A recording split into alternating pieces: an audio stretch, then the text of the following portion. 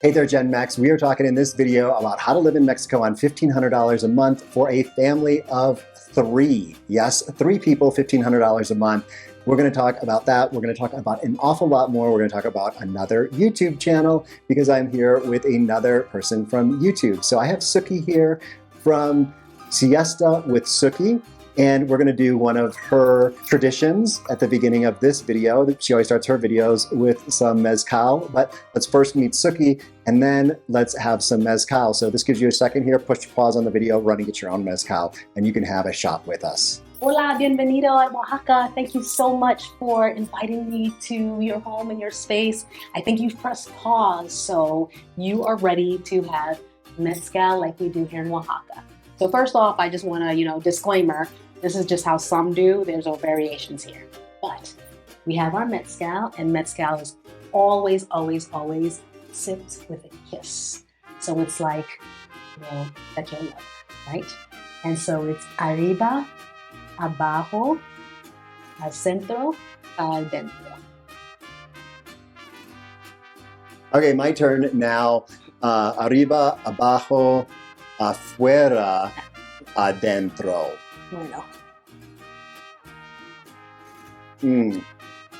Just a kiss. Very good, very good. We're taking this as we go throughout the interview here. So, and you can do the same on your side. But let's go back and meet Suki a little bit deeper than just her appreciation of mezcal here in Oaxaca. So for those who don't know me, some of you might have seen me on Siesta with Suki because I'm going to share this on the channel. And I talk about being here in Oaxaca, but I don't talk too much about how we got here. So the short version, because it's kind of like a big story, we've been traveling a bunch of different countries for, I think, since 2013. So I guess we're on year 11 now, for about 8 years. And we have a son. And at one point, our son was like a backpack kid, right? He's like, I forget what country we're in. I don't think we'd been there 3 months, and he was like ready to pack his bags and go again. But we kind of started thinking that maybe we needed to, make some roots. So we started looking at different countries for where's the best place to go. And obviously, like some of you, the cost was part of it. We've been to some countries where the cost of schooling for like a kindergarten kid was $600-700 a month. Like there was no way. Like it's ABC, right? Like I was not paying $600 for ABC. I'll pay some money for some, I'm going to be a doctor. ABC, that wasn't it. So we were looking around, and we had actually settled on Colombia. So we had lived in Envigado for a little bit, right outside of Medellin. And we had found this really great school with, it was a trilingual school, Spanish, French, and English. And given that we're Haitian, obviously it was like perfect for us, right? He was going to learn the French, he was going to learn Spanish, obviously the English as well. It was kind of the school of the arts. So everything was kind of laid out. And then, what happened to us is what happened to everybody, COVID. We were temporarily back in the United States to just organize our house and things like that. And, COVID happened, and we thought what everybody thought. I remember thinking legitimately to myself in February when other places started closing, I was like, oh, they can't keep Americans down. It's going to be fine. And then it was like April, and I turned to my husband. I was like, oh, I don't think it's fine. I actually think this is going to be a thing.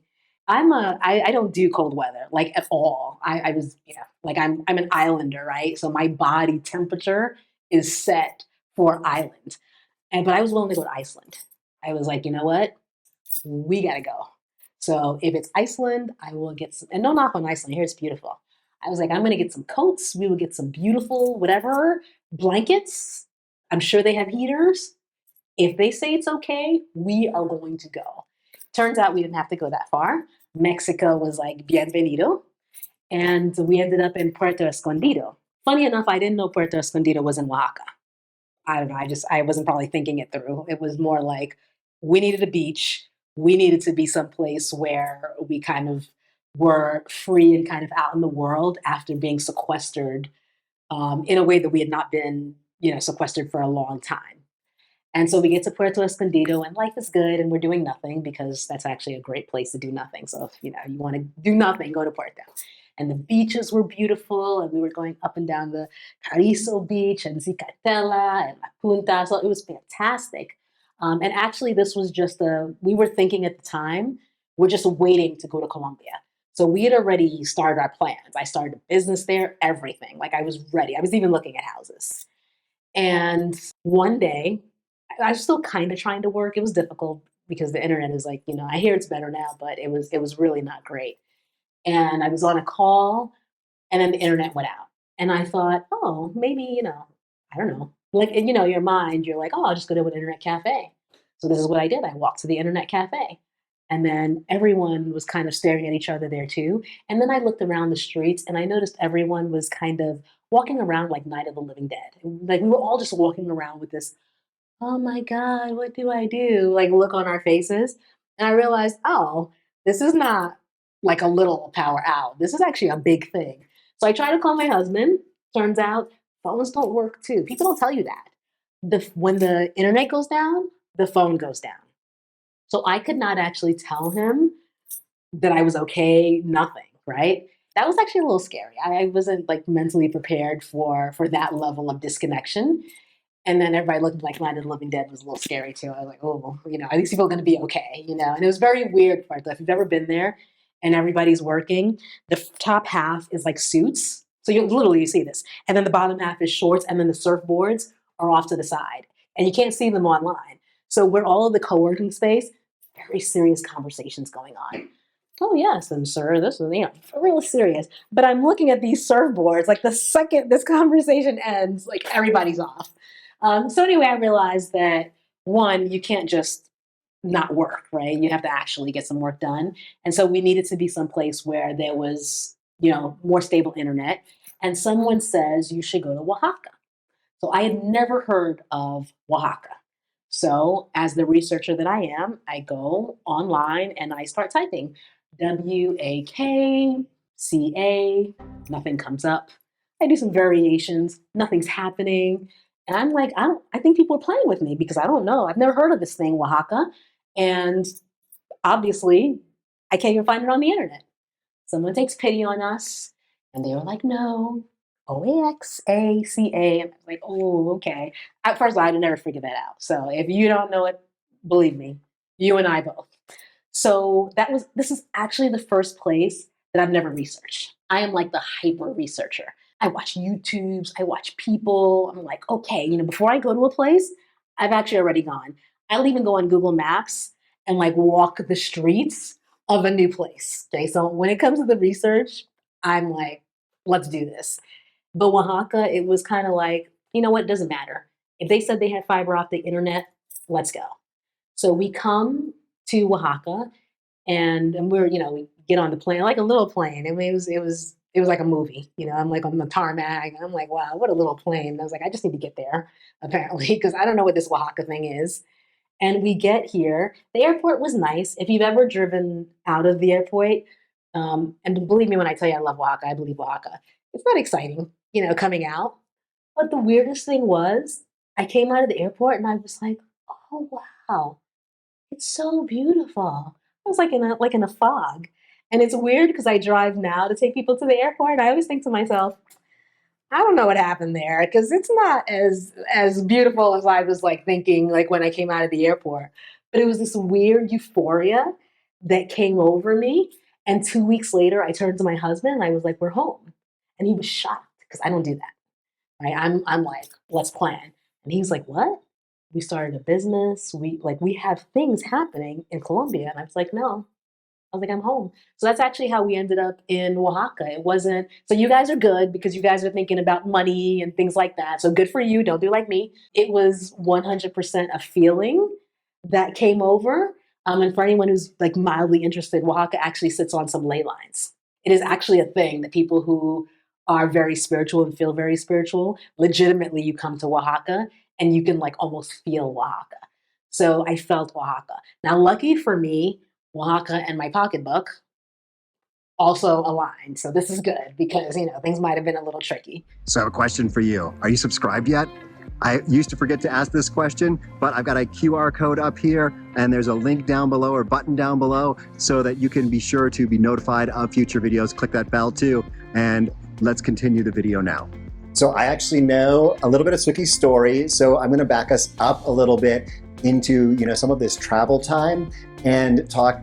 This is continuing on that theme of money, of what's affordable. So let's go back to, what state was it? So we lived in North Carolina. We did, kind of what probably a lot of people do. We did the dream house, right? I actually had a white picket fence, and I actually still do. 0.75 acres, a beautiful backyard, pool. Actually have an Olympic-sized pool and hedges. And I remember when we first bought the house, we were like, yes, we have made it. This is exciting. And then I had no idea how much every Saturday was going to be spent mowing the lawn. And we would take turns. So at the time, so I actually have 3 kids. There's just one left with me, but the older ones, everyone would take turns on Saturday mowing the lawn and doing the hedges. And it was actually a whole day thing. And we would think about it. Okay, Saturday morning, you do this one. And then Saturday afternoon, you go to the back. It was like a whole thing. And the pool was a whole thing. We spent, so I would say time-wise, as you're thinking about the move, it's like when you think about the time that you're spending in just upkeep of the house, you kind of start, at least I started asking myself why. But I'll tell you where the big why came. North Carolina is not terribly cold. As I actually find the weather to be excellent. It gets a little cold in some parts, and then maybe, it gets some hot. But it was one winter, I guess it was a little colder, and the electric bill came, and it was $600. And I've got to describe the $600. First of all, I passed out. Okay, I don't even want to. I'm just going to let you know now. I saw the bill and I made phone calls. I was like, surely something is wrong. Is the thing working? Because in my house, even though I had a central heating, I did not do that with my kids. At night, I absolutely turned off the central heating, and everybody had their little heaters in their room. And I'd be yelling out, the kids would be like, oh my God, Mommy, it's so cold. And I'd be like, are you wearing a sweater? And I would look at them and I'd be like, you're not wearing socks? So unless they were fully clothed, practically like they're outside, I didn't want to hear it. Okay, so it did not come on. I was not liberal at all. Shame on me though. I'm a much nicer parent now. But at the time, I was not liberal with the number, right? I was very beyond conservative, I'd go at night just to see if they were playing with me. Before I went to bed, I would actually check what number to see it was on. So it was a whole thing. So this bill comes and it's $600. And I'm like, oh my gosh, $600 is a number. I'm not even telling you I'm totally unwilling. If I was in the house lounging and we were going through the rooms and my feet were up, reading books, maybe. But I'm snugged up like it's Alaska in my own house and paying $600. That did not work. So my husband and I started talking and we started doing the numbers, right? And we started looking at plane tickets. Actually, our first trip was Quito, Ecuador. And he ended up finding someone on Craigslist at the time who had a place. And we did the numbers. And I was like, wait a minute. It will cost us less to go to Quito for 6 months than it would be, stay here for just the 3 months, January, February, March. And that's actually how our trip started. Our trips, we were like young snowbirds. It was like, okay, when it gets cold, we've got to go. And that's what we did for the first several years. And it was 100% based off of the bill. The bill just didn't make sense to me. So the following year, I can't remember what country we were in, you still have a little bill. I was laughing with joy when I saw $65. It was like, ha ha ha, it was cheaper to actually close my house and live someplace else than it was to be there. And because I was homeschooling my son, it was actually kind of no big deal to do that. And actually that's what prompted our probably travels and the journey that ultimately led us here to Oaxaca. So that brings us here to Oaxaca, and hopefully you guys have been sipping as we go. So let's, little extra sip.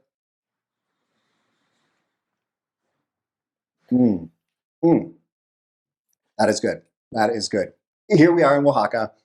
Let's hear what they're doing here with this place, and let's hear the $1,500 budget part, maybe. And then, here's the.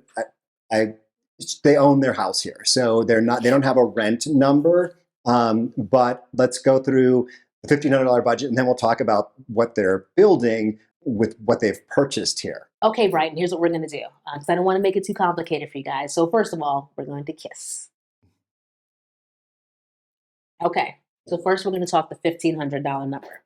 So the $1,500 number is even probably high budget wise. So I'm going to walk you through my general expenses for the month. And this is, so I should mention, I do own my home. So I own this space that we're in. I'll explain what I do with that a little bit later. And I also own a car. So because I own those two things, there are two major costs that I don't have. And honestly, those are like the big ones. So there are three of us. So myself, my husband, and my son. My other, I guess, major expense that I on the budget would be schooling. And I pay a little under $200 a month for that.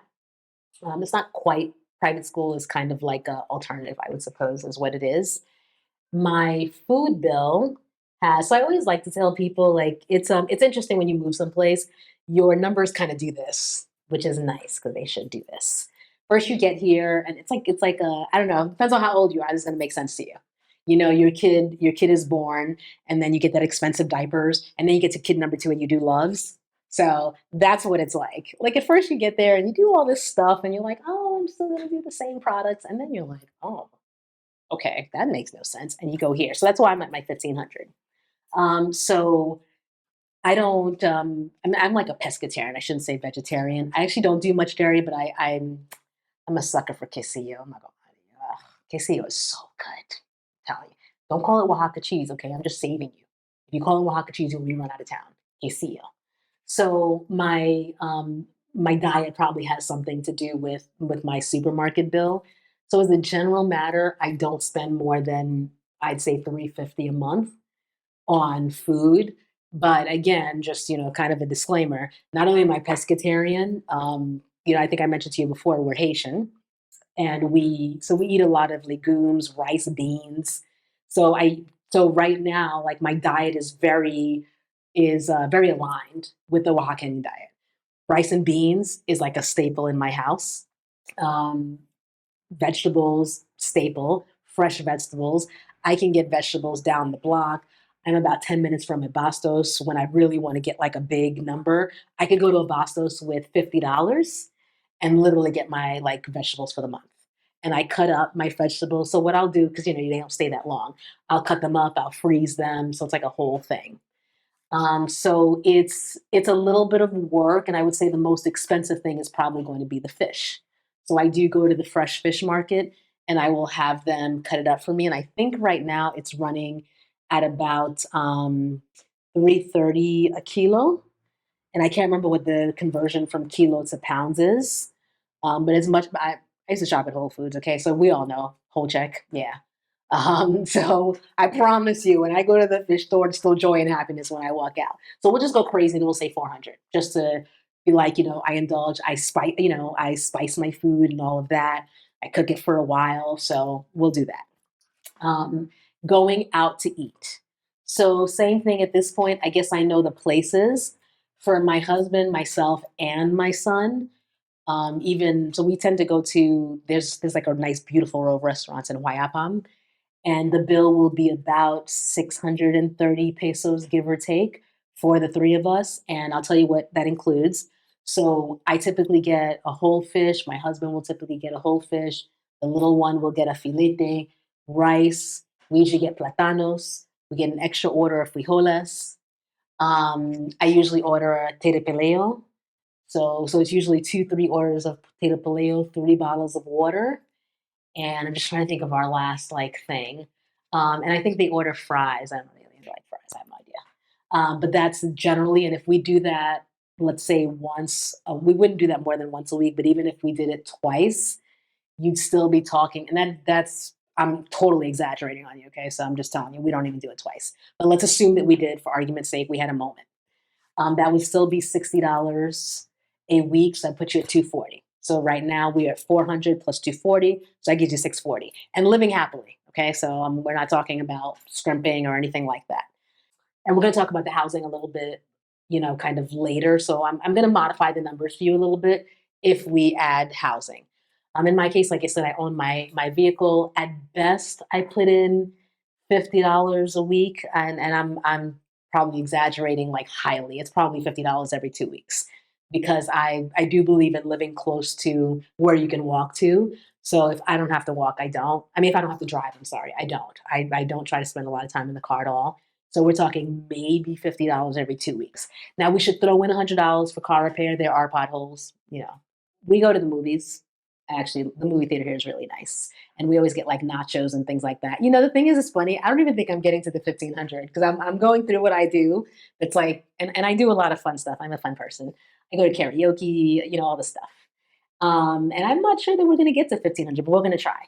So movies, at best, if it's 20 USD, we'll just go crazy and say it's 50, but it's just not. Like I usually get nachos. We don't eat popcorn, I guess. So, but it's not even 50. I'm not gonna lie to you. It's 25. We're at 825, right? Movies. And then sometimes I do go to the theater, Alcala Theater. It is beautiful. I can't even tell you. It is a ridiculously beautiful theater. You walk in and it's almost like you walk into another world. I've seen a couple of shows there, some operas, because they do the thing where they show you the Met from different parts of the world. I did get box seats, you know, because sometimes we splurge a little bit. And it was for the whole family, and I ended up paying $100 for 5 people. So we're just going to throw that in there as maybe once a month. You know, I'm nice to the older kids; they pay their own bills, but you know, I'm nice once a month. Okay, so this is where we get things a little bit more complicated. In the 1500 is kind of the example of if you owned your own place here in Oaxaca. Sounds like we're getting closer to 1,000. That would be a damn good budget for you. But now we're going into Suki's more complicated life of realistically what she's got is she rents a house, but then also rents out this place, which is more of a bed and breakfast, I guess, or a hotel. So let's hear about this place, and then we're going to come back to numbers. So we'll get kind of the tour of this place and then numbers. Okay, so I want to explain the housing thing a little bit for us.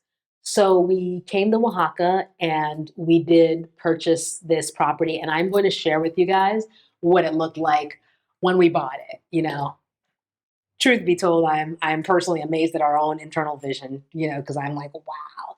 We looked at it and we were like, there's something here. So we bought it and we got a really great deal on it. What people think relatively is expensive side, but just to put things in some perspective for you, I still own my home in North Carolina, and we own the home here. My taxes here are $243 a month. My taxes in North Carolina are $3,000. I'm sorry, not a month, a year. In North Carolina, they're $3,000 a year. $3,000 a year. I'm dreaming because I'm from the West Coast, and $3,000 a year doesn't exist on the West Coast. But our taxes, I think, are about $500 a year in La Paz, and I think it's $6,000 to $7,000 a year in Portland. So I guess it all depends on where you're living in the United States. And once again, this gets down to that comparison of a place like Oaxaca. We're very close to Centro in this historic area. Things are going to be more expensive here than if you were living in the equivalent of like Idaho or something. Yes. Like this is a really nice neighborhood, a really nice place to live. But okay, let's go back now. So perspective obviously matters, right? So even though as a general matter, it was relative, and I say expensive so loosely, you know, I say expensive kind of in acknowledgement and deference to my understanding of how much people make. You know, one of the things that's been really important to us is understanding the community, being a part of the community, understanding that it's circumstance that has allowed us in part to be able to do some of what we've done. So what we did a few things. First, we saw the space and we thought, okay, we have a vision. So the space is called La Soleil, and our vision, it's a little bit selfish, I won't lie, you know. So we traveled a lot and we work, you know, from home, we worked remote. And there were some small things that in my mind I was like, oh, it's so necessary. We couldn't find plugs sometimes. I've experienced every manner of hot water system on the planet. It is fascinating to run in and out of showers, and sometimes it's an electrical thing. So it's a whole new world out there, and I'm glad I experienced it. It's not so exciting though sometimes when you're just visiting for 2 weeks. Like we would be at places for 6 months. So in my mind, it's kind of no big deal. But for 2 weeks, I actually never felt like somebody visiting a place for 2, 3 weeks really needs to know like the stuff, right? You shouldn't care where the laundry is. that, like whatever. So we had two concepts. One, build this place that was really comfortable for people, definitely catering to the business traveler. So we have plugs everywhere, we have USB ports, but also we do like a full service concierge. So I'm actually next week. So this is like my guest here is their wedding anniversary. So I'm creating a whole itinerary for them for like 2 days about what they can do for their wedding anniversary. So hopefully she doesn't see this because I think it's a surprise for him, and we'll make sure the timing's right. So it'll be after the fact. We like curate the experiences for people, and same thing. We were thinking about the business traveler, right? Just like us. You go to a place, you're there for a month. You don't really want to have to know where this, that. Like you want to maximize. You're working all day, right? You're working 7 to 5, 8 to 5, whatever it is, and you just want to kind of go out on the town. So we will call the taxi for you. So it was actually more about service. The place is good too. I mean, the place is nice. You'll see it, but service was kind of our priority. We did live here for a period of time, about a year, particularly as we were continuing the build out. And the only reason we don't live here currently is because part of what I was telling you about when it comes to expenses. So we'd come to understand that expenses, transportation, weirdly, will be that expense that was almost the equivalent of when I was telling you about North Carolina and the 600. Like transportation will be that weird expense that can get really high. And so when I started calculating how much money, if you took a cab to where my son had to go to school, it was almost costing me $500 a month. There's no reason to do things like that. Then when you're being close to Centro, there's like plus and minuses. Very exciting to be able to walk to Zocalo. I love it. Not so exciting when there's a blockade. That's not nice. And then you've got to take your kid to school and you're like, OMG, it's going to be a 2-hour thing. And you've got to try to figure out how you're going to navigate. And then you got to you can't come back home to go to work. So just logistically as a living here, it just didn't make sense. So what we ended up doing is we rent out all the spaces. So we have a studio, we have a 1-bedroom, and we have a 2-bedroom. And we have an upstairs terrace, which I haven't shown you yet, but I will show you the upstairs terrace as well. And for us, it's about, and again, I'm going to show my age. I loved Fantasy Island when I was a kid. That was my show, right? I love Fantasy Island too. Oh my God. I love that show,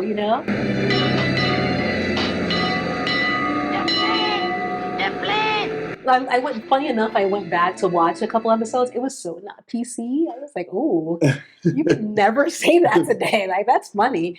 But the concept of Fantasy Island is actually what I want here. It's like you are a unique individual, and so what your unique experience is, what we'll curate for you. So I have some guests coming next week. I actually met them in Panama. Funny enough, 3.5 years ago. And we lived next door to each other for a little bit. And then we just haven't talked. And then suddenly I got this message. And they're like 80 years old.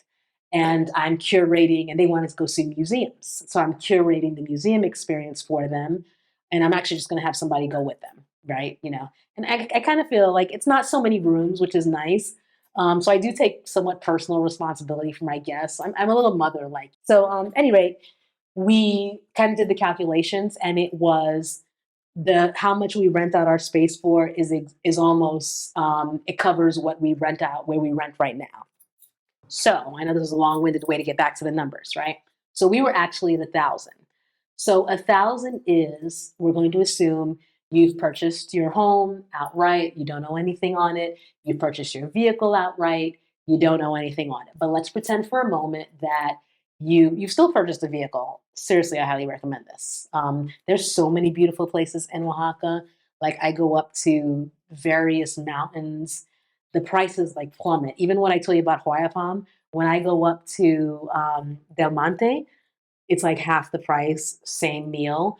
And it's just ridiculously stunning. Like it's just unbelievable how nice it is. And it's only an hour and 20 minutes out of the city. So having a car literally, not only does it open up your world, but interestingly enough, it drops your prices because there are beautiful places, even fancy restaurants like further away, but they're cheaper than even in the city. So we're going to say car, but let's just say you're renting, right? It's fine.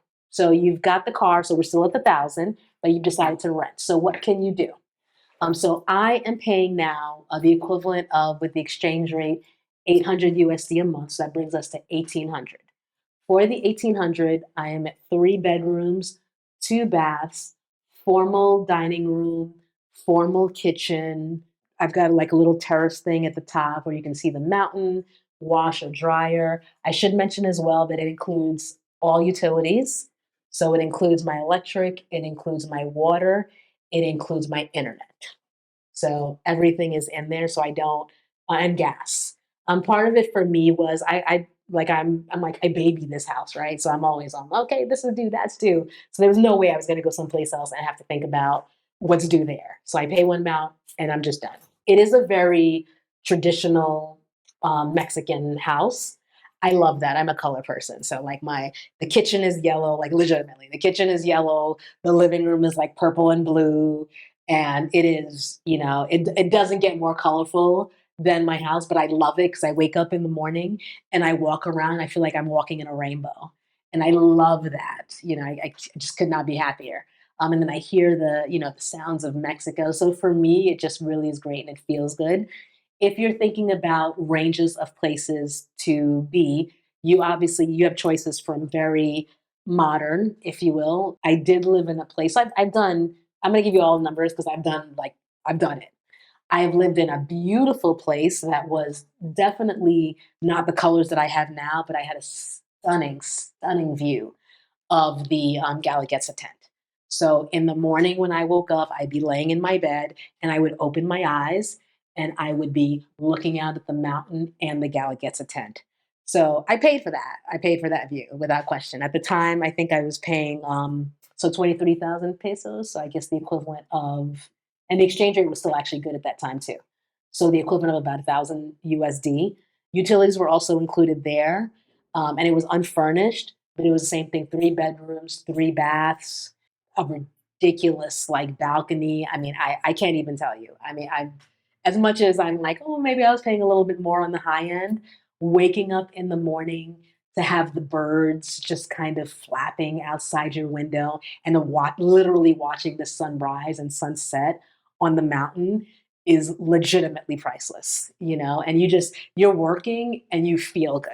Someone's on the phone with you and you're on a Zoom call or what have you, and they're saying crazy stuff. And then you just look up and there's the mountain. And it's like, oh, whatever you're saying rolls right off my back. So that's kind of like the high end. I've also lived in two different places where I paid 10,000 pesos a month. It was a little smaller um, because there wasn't any because I just needed to be closer to this house while they were, doing kind of the renovations. And like I said, I'm gonna send over some of the pictures that are wait till you see this. Like when I tell you this was a total like start from the beginning job, you're gonna see. But we had to be close by, so we were like, okay, we just needed a 2 bedroom. We'll figure out the office thing. So it was 10,000 pesos a month, the equivalent of about $500. So it was 1 bathroom. Sharing a bathroom with my kids, yeah, it's just not a thing. So I did it, but boy, it was a struggle. So I don't necessarily recommend that one. But I mean, he's good. He puts the toilet seat down, but it's like when you have to go and then like the other person's in there, it's like a whole thing. So the only thing that I wasn't sold on, I lived in two different places where I paid 10,000. They tend to be in places where there are like more people in the unit, like in the place, so it's like 3, 4 different people. And I'm a person who needs a lot of light. So even if you notice here in this space, we opened up all these walls and everything because I believe in sunlight. So they were a little dark for my taste. But one was actually really modern. The building had just been done. They did have a beautiful terrace. I spent a lot of time on there, and I ended up buying my own like terrace furniture and everything. And I would work a lot on the terrace, but it was dark. But it was right in Centro. It's literally 5 blocks from here. So even now, sometimes people ask me, and I tell them, "Hey, I know of this place. There's an option. Parking was included, which was very nice. Inside a secure parking garage, we all had our, kind of our little click click things, and then, lots of security outside, very well lit.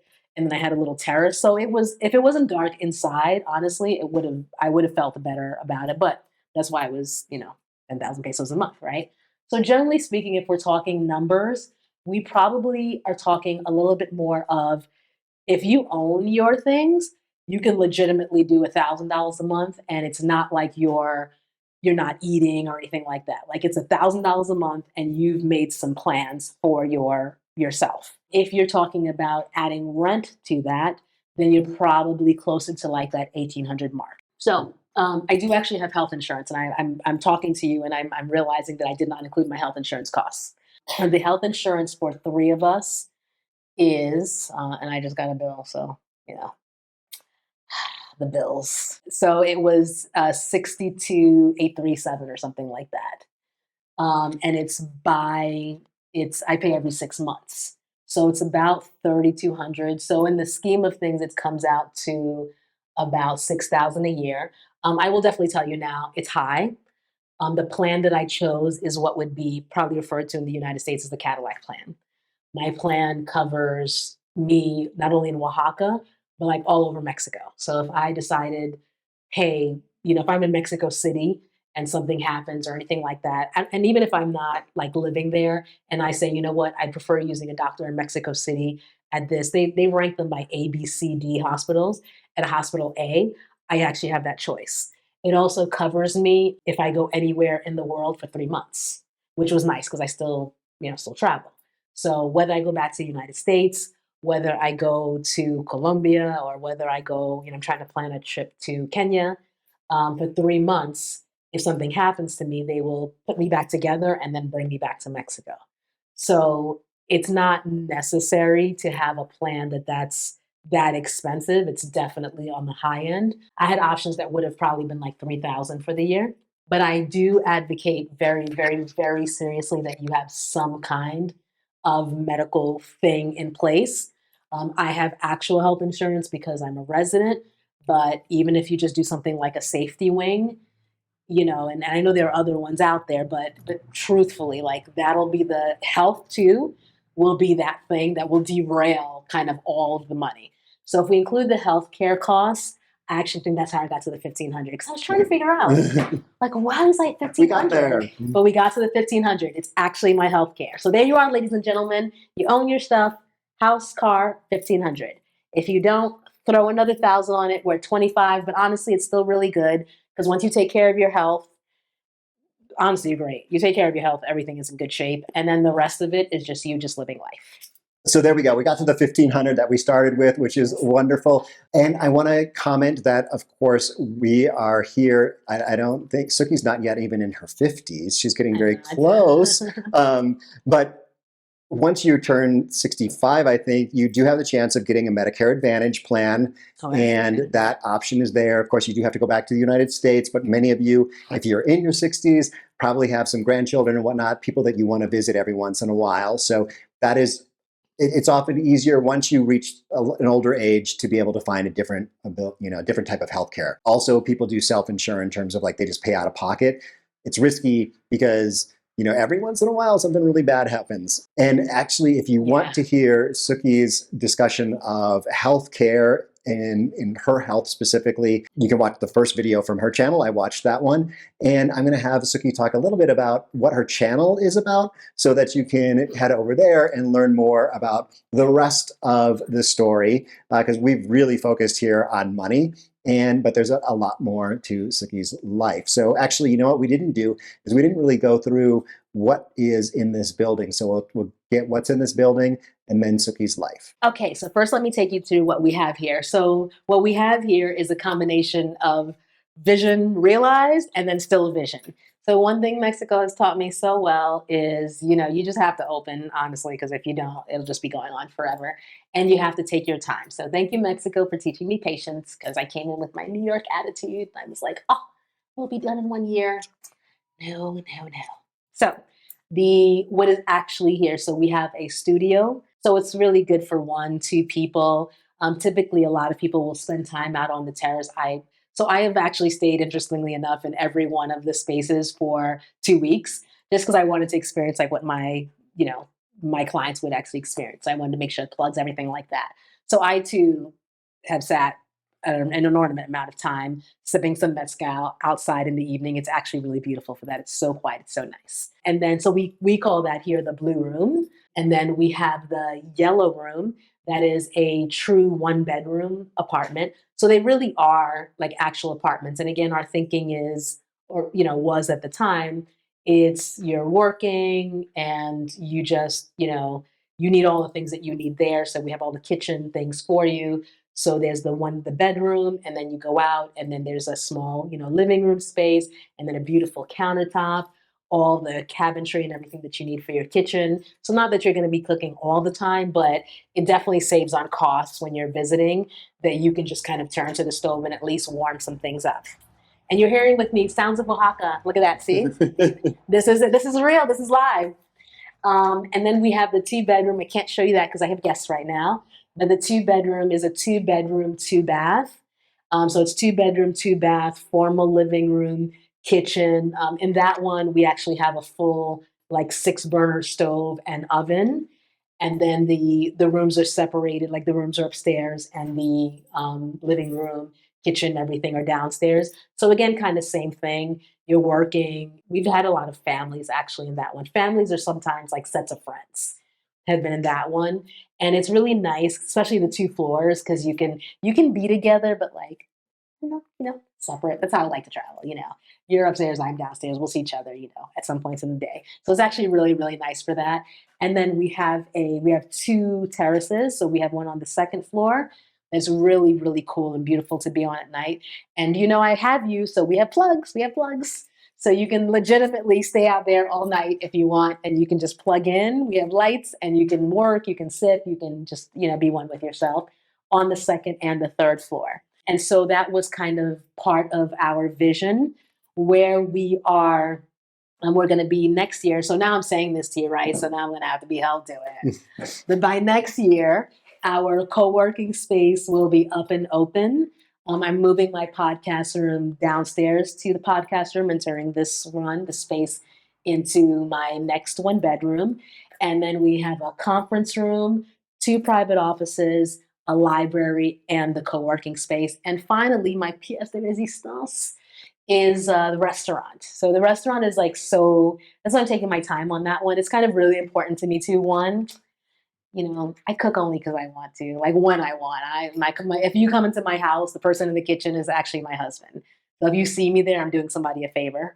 Not that I can't do it. It's just that I'm doing all these 50 other million things. And especially when I'm working, I'm one of those people. I'm like a focused worker.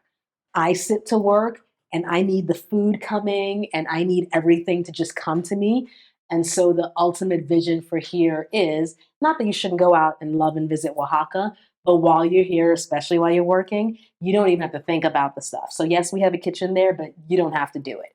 If you want whatever your meal is, we would just do it downstairs. So I'm going to give myself a year, right? So we're just going to give it a year to get this all kind of going. So the space is physically set up. We just need to do the things like the menus and all of that. And just little by little, because like I said, it's important for us that we get it right is probably not exactly the right term here, but get it right for our clients, I would say. Now, with respect to my channel, because, obviously you've been talking to me, you know that, I have nothing to do, right? So one day, and you can see, and we'll put a link to, Suki's musings. So, because I won't give you the whole thing, but I had a pretty serious health scare to the point, and I admit I might get in my own mind and exaggerate. And so in my own mind, I was like, OMG, I'm dying. And I was like, you know what? I've always wanted to do a podcast, so I need to get this off the bucket list beforehand. And actually, that's how the podcast started. I love talking to people. And so the podcast is actually talking to people from Oaxaca, people outside of Oaxaca. So what binds us is that we're all here. We all have different businesses or dreams. And I think for me, the most important thing in the podcast is no one's story is linear, right? No one has, oh, I got this $1 million and, I was somebody invested. It's grit. It's hard work, but it's actually the dream. And so the people on my podcast are like me, they're the dreamers, the ones who dare to dream, who say, you know what, this might work. And honestly, it might not, but it's okay. I'm going to do it anyway. And, I love that. I love hearing their stories. And so I bring them on the podcast. And for me, shame on me. I'm legitimately like an armchair psychologist. I've always wondered with people, is it something that can you see this in childhood, in their personality? or is it something that develops? So that's a question I'm always asking. I'm always telling them, take me back to your childhood. What were you like? Who were you? And I'm always interested in how the person they were translates into the person who they are today first. And secondly, I always have this thing in my mind about the soil that you plant your seed in, right? I could be the same, I am the same person, but the person I am here in Oaxaca is different than the person I was in North Carolina and is different from the person I was in New York. New York, you couldn't even ask me for the time. It wasn't gonna happen. Right. So I always think about too that sometimes when we talk about moving and relocating to places, we talk money, which is very valuable. Like seriously, make sure your bank accounts make sense. So money absolutely matters. How you feel matters, but I think at the end too, it's if I move to this place, will it help me be the best version of myself, or at least the version of myself I've always wanted to see?